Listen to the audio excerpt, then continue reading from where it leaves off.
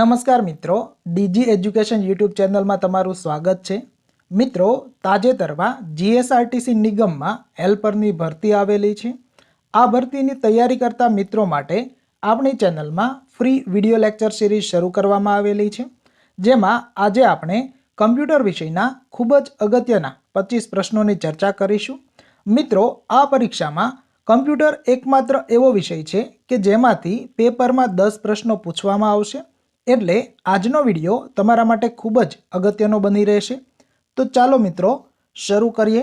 પ્રશ્ન નંબર 1 જોઈએ તો કમ્પ્યુટર બંધ થતાં જે મેમરી નાશ પામે તેને કેવી મેમરી કહે છે?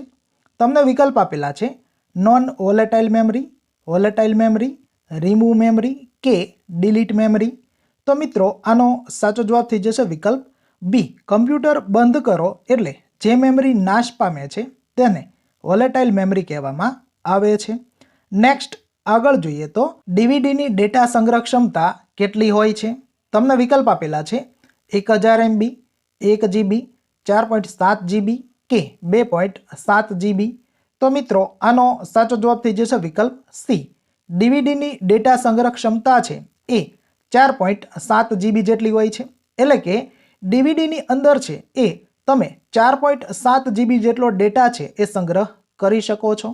નેક્સ્ટ આગળ જોઈએ તો Ctrl+Z શેના માટે વપરાય છે? તમને વિકલ્પ આપેલા છે રીડુ, કટ, અન્ડુ કે પેસ્ટ। તો મિત્રો આનો સાચો જવાબ થઈ જશે વિકલ્પ સી, અન્ડુ। Ctrl+Z જે છે એ એક શોર્ટકટ છે અને તમે જે કોઈ પણ ક્રિયા કરો છો એમાં તમારે એક સ્ટેપ પાછળ જવું છે ત્યારે તમે Ctrl+Z કરશો કે જેને અન્ડુ કહેવામાં આવે છે। નેક્સ્ટ આગળનો પ્રશ્ન જોઈએ તો માઉસની ક્લિક કેટલી વખત દબાવવાથી આખો પેરેગ્રાફ સિલેક્ટ થશે? વિકલ્પ 1, 2, 3 કે 4। તો મિત્રો આનો સાચો જવાબ થઈ જશે વિકલ્પ સી, 3। તમે MS વર્ડમાં કામ કરો છો અને આખો પેરેગ્રાફ એટલે કે કંઈક ફકરો છે એ લખેલો છે અને આખો પેરેગ્રાફ છે એ તમારે સિલેક્ટ કરવો છે, તો માઉસની અંદર તમે ડાબી બાજુની ક્લિક છે એ 3 વખત દબાવશો એટલે આખો પેરેગ્રાફ જે છે એ સિલેક્ટ થઈ જશે। નેક્સ્ટ આગળ જોઈએ તો કોઈ પેજને આડું કે ઊભું રાખવું હોય તો તેને શું કહે છે?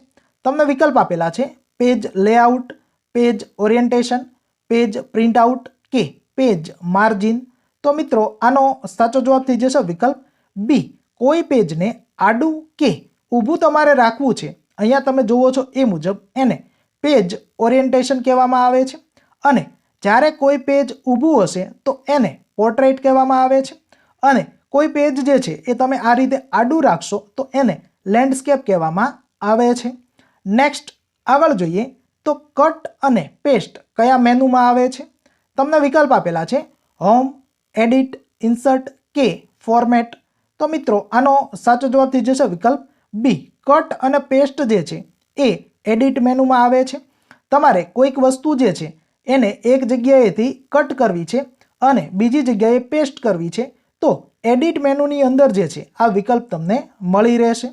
નેક્સ્ટ વર્ડ ફાઇલમાં ડિલીટ કીની મદદથી કર્સરની કઈ બાજુથી ટેક્સ્ટ ડિલીટ થશે? વિકલ્પ ડાબી, જમણી, ઉપર કે નીચે। તો મિત્રો આનો સાચો જવાબ થઈ જશે વિકલ્પ બી, જમણી બાજુ।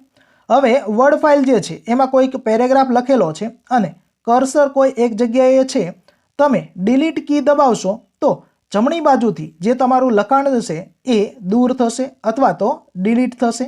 નેક્સ્ટ આગળ જોઈએ તો MS વર્ડમાં વિન્ડોની સૌથી ઉપરની આડી પટ્ટીને શું કહે છે? વિકલ્પ status bar, menu bar, title bar કે રૂલર બાર। તો મિત્રો આનો સાચો જવાબ થઈ જશે વિકલ્પ બી, ટાઇટલ બાર। તમે અહીંયા એક વિન્ડો છે એનો ફોટો જોવો છો અને એમાં સૌથી ઉપરની જે પટ્ટી હોય છે આડી પટ્ટી એને ટાઇટલ બાર કહેવામાં આવે છે અને વિન્ડો જે છે એમાં સૌથી નીચેની જે પટ્ટી હોય એને સ્ટેટસ બાર કહેવામાં આવતો હોય છે। નેક્સ્ટ આગળનો પ્રશ્ન જોઈએ તો MS વર્ડમાં કોઈ પણ ફાઇલનું નામ વધુમાં વધુ કેટલા અક્ષરમાં આપી શકાય છે? તમને વિકલ્પ આપેલા છે 110, 225, 255 કે 150। તો મિત્રો આનો સાચો જવાબ થઈ જશે વિકલ્પ સી, MS વર્ડની અંદર कोईपण फाइल तमारे सेव करवी छे अने एनुं तमारे नाम आपवुं छे तो लांबामां लांबू नाम अथवा तो वधुमां वधु अक्षर वडे तमारे नाम लखवुं छे तो 255 अक्षर वडे तमे नाम लखी शकशो। नेक्स्ट, रेम अने सीपीयू वच्चे कई मेमरी बफर मेमरी तरीके कार्य करे छे? तमने विकल्प आपेला छे static memory, dynamic memory, flash memory के कैश मेमरी। तो मित्रों आनो साचो जवाब थई जशे विकल्प डी। रेम अने सीपीयू वच्चे कैश मेमरी जे छे ए बफर तरीकेनुं कार्य करे छे। सपोज के रेम अने सीपीयू जे छे एना वच्चे कंईक प्रक्रिया थशे तो कैश मेमरी जे छे ए बफर मेमरी हशे अने आ जे प्रक्रिया छे एने झड़पी बनावशे। नेक्स्ट आगळ जोईए तो रोमनुं पूरुं नाम शुं छे? तमने विकल्प आपेला छे random only memory, read only memory, random access memory के रीड ऑन मेमरी। तो मित्रों आनो साचो जवाब थई जशे विकल्प बी। रोमनुं पूरुं नाम रीड ओनली मेमरी छे, तमारे याद राखी लेवुं। नेक्स्ट आगळ जोईए तो एमएस वर्डमां F12 कीनो उपयोग शुं थाय छे? तमने विकल्प आपेला छे फाइल ओपन करवा, फाइल क्लोज करवा, फाइल सेव करवा के फाइल सेव एज करवा। तो मित्रों आनो साचो जवाब थई जशे विकल्प डी। एमएस वर्डनी अंदर तमे काम करो छो अने F12 की जे छे ए दबावशो तो तमने फाइल सेव एज करवा माटेनो ऑप्शन छे ए आवशे। नेक्स्ट आगळनो प्रश्न जोईए तो एमएस वर्डमां कट अने पेस्ट करेली माहिती क्या संग्रहाय छे? अगत्यनो प्रश्न छे। विकल्प रिसाइकल बीन में, माय डॉक्यूमेंट में, ऑफिस क्लिपबोर्ड में के आपेल एक पण नहीं। तो मित्रों आनो साचो जवाब थई जशे विकल्प सी।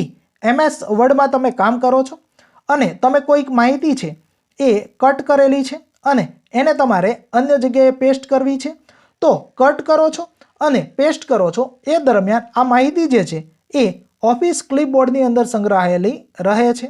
नेक्स्ट आगळ जोईए तो ईपीरोम में ई नो अर्थ शुं थशे?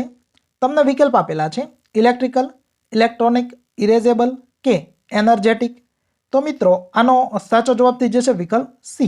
ईपीरोम में ई नो अर्थ इरेजेबल थतो होय छे अने ईपीरोमनुं पूरुं नाम थई जशे erasable programmable read only memory. तमारे याद राखी लेवुं। नेक्स्ट फक्त वाँची शकाय तेवी मेमरी कई छे? तमने विकल्प आपेला छे रेम, रेम रोम के डोम। तो मित्रों आनो साचो जवाब थई जशे विकल्प सी। रोम जे छे ए फक्त वाँची शकाय एवी मेमरी छे। रोमनुं पूरुं नाम रीड ओनली मेमरी थाय छे। नेक्स्ट आगळनो प्रश्न जोईए तो कई सीडी डेटा भूसीने फरी वखत लखी शकाय छे? तमने विकल्प आपेला छे CD RW, CD R, CD ROM के सीडी रेम। तो मित्रों आनो साचो जवाब थई जशे विकल्प ए। सीडी आरडब्ल्यू जे छे एनी अंदर डेटा जे होय एने भूसीने तमे फरी वखत लखी शको छो अने એટલા માટે સીડી રોમ જે છે એનું પૂરું નામ થઈ જશે કોમ્પેક્ટ ડિસ્ક રીરાઇટેબલ, એટલે કે ફરી વખત તમે એને લખી શકો છો। નેક્સ્ટ આગળનો પ્રશ્ન જોઈએ તો આસ્કીનું પૂરું નામ શું છે? તમને જે વિકલ્પ આપેલા છે એ તમે અહીંયા જોઈ શકો છો અને આનો સાચો જવાબ થઈ જશે વિકલ્પ બી। આસ્કીનું પૂરું નામ American standard code four information interchange એવું થાય છે। તમને વિકલ્પમાં ગમે તે આપેલું હોય તમારે આ જે છે એ યાદ રાખી લેવાનું છે। નેક્સ્ટ આગળ પેન ડ્રાઈવને બીજા કયા નામે ઓળખવામાં આવે છે? તમને વિકલ્પ આપેલા છે ROM drive, RAM drive, memory drive કે ફ્લેશ ડ્રાઈવ। તો મિત્રો આનો સાચો જવાબ થઈ જશે વિકલ્પ ડી। પેન ડ્રાઈવને ફ્લેશ ડ્રાઈવ જે છે એ પણ કહેવામાં આવે છે। નેક્સ્ટ આગળ જોઈએ તો નીચેનામાંથી કયો ડેટાનો પ્રકાર છે? તમને વિકલ્પ આપેલા છે ઓડિયો, વિડિયો, ઇમેજ કે આપેલ તમામ। તો મિત્રો આનો સાચો જવાબ થઈ જશે વિકલ્પ ડી આપેલ તમામ। કમ્પ્યુટરની અંદર જે ડેટા સ્ટોર થતો હોય છે એમાં ઓડિયો સ્વરૂપે પણ હોઈ શકે છે, વિડિયો સ્વરૂપે પણ હોઈ શકે છે કે ઇમેજ એટલે કે ફોટો સ્વરૂપે પણ હોઈ શકે છે। એટલા માટે આ ત્રણે ત્રણ જે છે એને ડેટાનો પ્રકાર કહેવામાં આવે છે। નેક્સ્ટ આગળ રેમનું પૂરું નામ શું છે? તમને વિકલ્પ આપેલા છે read access memory, read only memory, random access memory કે રીડ એન્ડ મેમરી।